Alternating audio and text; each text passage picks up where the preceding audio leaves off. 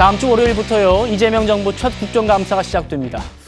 어쩌다 보니 국민들의 제일 관심이 된 김현지 제1부속실장은요, 결국 출석하지 않는 쪽으로 가닥이 잡힌 것 같습니다.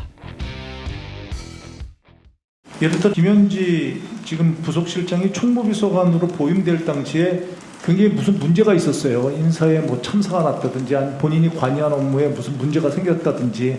그렇다면 그거는 고려해 볼 수 있는데 그런 문제가 없었다고 하는데 불러야 되나요? 그런 문제를 좀 고려해 볼 거고요.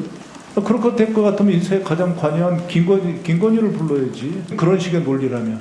그래서 이건 철저하게 그러니까 원칙대로 하겠다. 정쟁의 땔감용으로 사용되는 것은 거부한다.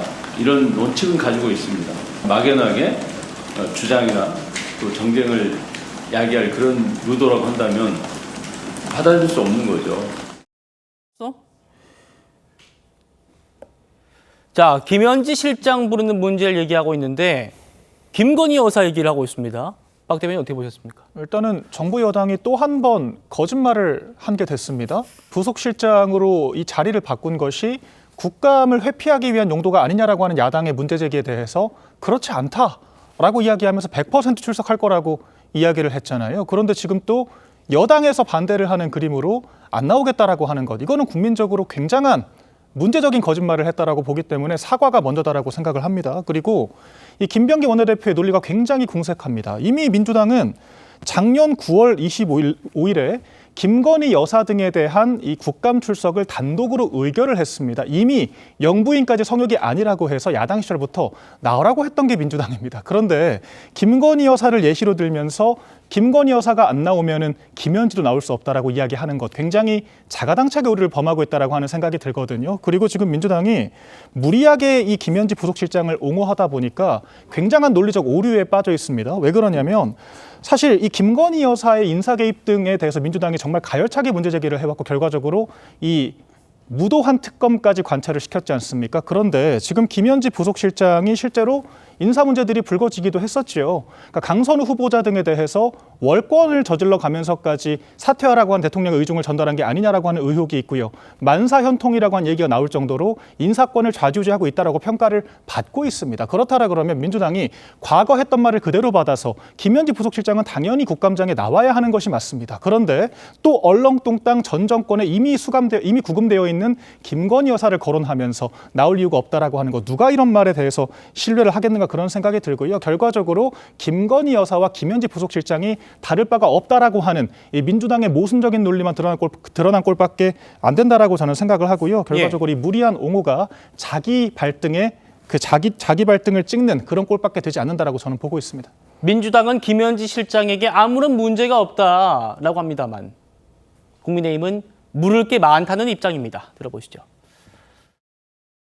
정권 최고 실세 김현지 제1부속실장의 실체는 여전히 오리무중이고 성남 라인 비선 실세들의 영향력도 도처에서 감지되고 있다는 소식입니다. 어디부터 어디까지 진실인지 종잡을 수 없는 이재명 정권의 위선과 거짓을 끝까지 파헤치는 국감이 되도록 하겠습니다. 김현지 실장을 산림청과 종합감사 국정감사에 증인으로 불러 백현동 옹벽 아파트와 관련한 여러 의혹과 사실관계를 낱낱이 확인할 필요가 있습니다. 자, 산림청장 등 인사 개입 논란, 또 백현동 옹벽 관련 논란, 물어볼 게 참 많다라는 게 국민의힘의 주장 같습니다. 근데 저 일단 인사 개입 논란이라는 거엔 전 동의하기가 어렵고요. 그러니까 총무비서관은 대통령실 인사위원회에 의견을 개진할 수 있고 사람을 추천할 수 있죠.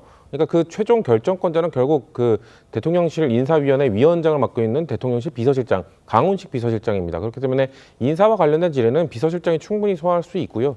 그 이외에 뭐 지금 성남시 시절에 그 시민단체 뭐 지원금 관련 뭐 이런 이야기도 물어보겠다라는 분들도 있더라고요. 그 얘기를 왜 그 국회 국정감사장에서 하죠? 성남시의회, 그러니까 성남시의 예산이 쓰인 부분 아닙니까? 그러면 그거는 성남시 행정감사에서 하면 되는 부분입니다. 그거를 김현지 그 부속실장을 불러서 불러서 물어보겠다는 그것도 전 맞지 않다고 보고요. 그렇기 때문에 김병기 원내대표께서 저렇게 말씀하신 거는 불러야 된다라는 그 명분에 그는 동의할 수 없다. 그렇게 원론적인 이야기를 하신 거라고 봅니다.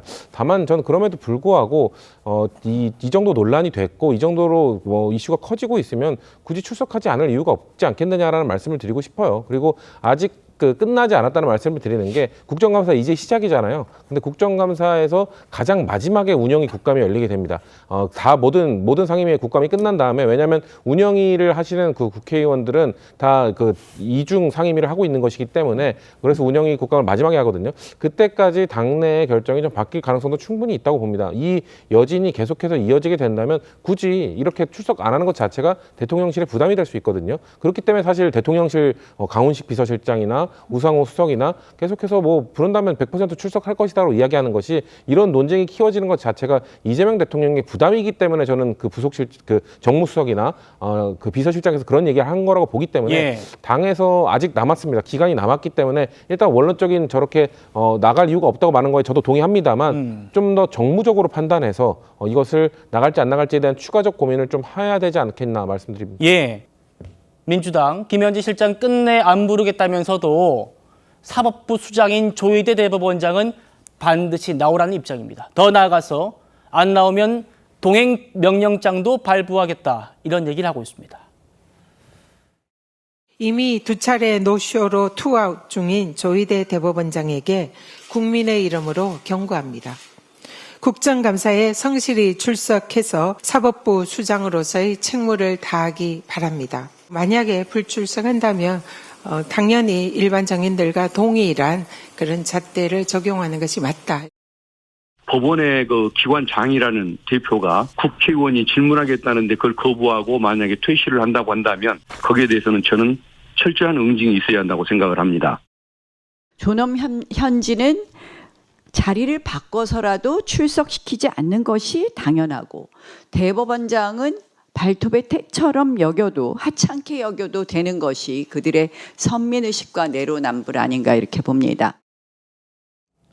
설 변호사님, 네. 민주당은 관례상 대통령 부속실장은 나온 적이 없다라고 하는데, 그렇게 따지면 대법원장도 관례상 인사만 하고 떠나는 게 관례였지 않습니까?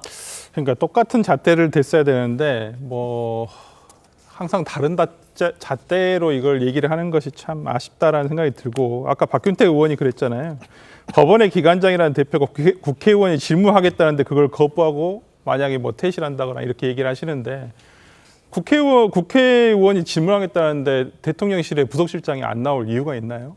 그걸 거부할 이유가 있나요? 그럼 관례라고 하지만 관례와 법은 다르지 않겠습니까? 예. 지금 민주당이 하는 얘기가 그거지 않습니까? 조희대 대법원장을 부른 건 법상 부를 수 있으니까. 그럼 법상 부를 수 있어요. 부속실장도. 어떤 기관증인, 대통령실 기관증인 왜 못 부르겠습니까? 당연히 부속실장도 기관증인으로서 부를 수 있지.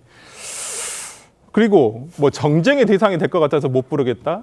그것도 말이 안 되는 게, 지금 대법원장에게 대법원장 불러다가 하는 게 정쟁으로 만들겠다는 것이잖아요.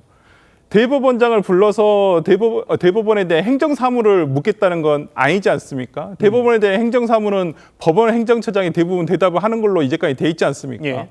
대법원장이 뭘 묻고 싶어서 그렇습니까? 지난 5월에 있었던 이재명 대통령에 대한 파기환송심을 왜 그렇게 결정을 했는가 묻고 싶어서 그런 거 아닙니까? 근데 그거 물을 수가 없어요. 물으면 위헌입니다. 위헌이고. 예. 어떻게 판사에게 당신은 어떻게 해서 이러한 판결을 내리게 됐습니까? 라고 어떤 어떤 판결을 내리게 되는 과정을 물어보는 건 위법이에요. 그걸 묻겠다고 지금 부르겠다는 거 아니겠습니까? 저는 오히려 지금 민주당에서 이렇게 같은 잣대도 아니고, 그리고 같은 대상도 아닙니다. 그럼에도 불구하고 지금 대통령실의 부속실장을 못 부르겠다고 하는 게 도무지 이해가 가지 않는 행동이라고 봅니다.